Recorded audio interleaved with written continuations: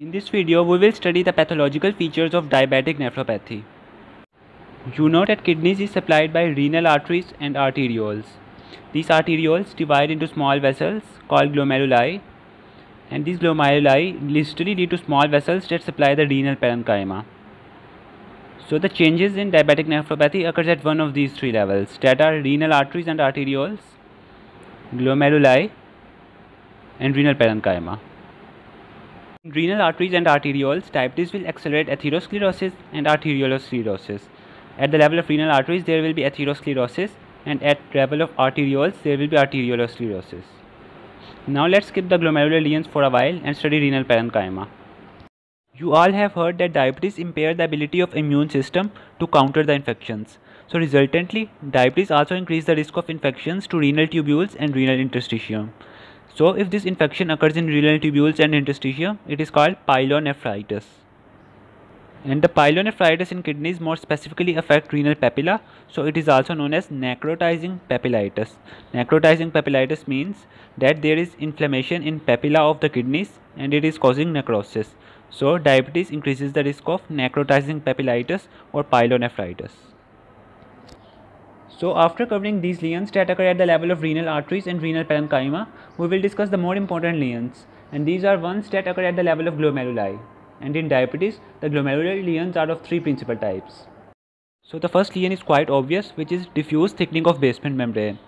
So you can see here in this diagram that these are endothelial cells, and the surrounding basement membrane of the endothelial cells has become thickened. We call this as diffuse thickening of basement membrane. Now we know that between the capillary loops in the glomeruli, there are mesangial cells and mesangial matrix. In diabetes, there is diffuse proliferation of both mesangial cells as well as mesangial matrix. We call this as diffuse mesangial sclerosis. What is diffuse mesangial sclerosis? It is the hardening and increase in proliferation of mesangium, mesangial cells and mesangial matrix. Now these two lesions, that are basement membrane thickening and diffuse mesangial sclerosis, are common in diabetes, but they are not specific for diabetes and can occur in other conditions such as old age and hypertension. But there is one lesion of glomeruli that only and only occur in cases of diabetes. This lesion is named as nodular glomerulosclerosis, and what happens in this is that mesangial matrix get deposited in form of nodules at the periphery of glomeruli. We call this as nodular glomerulosclerosis. And these nodules look like multiple layers or laminations that are arranged in form of ball. So we define these as ball-like deposits of laminated matrix in the periphery of glomeruli.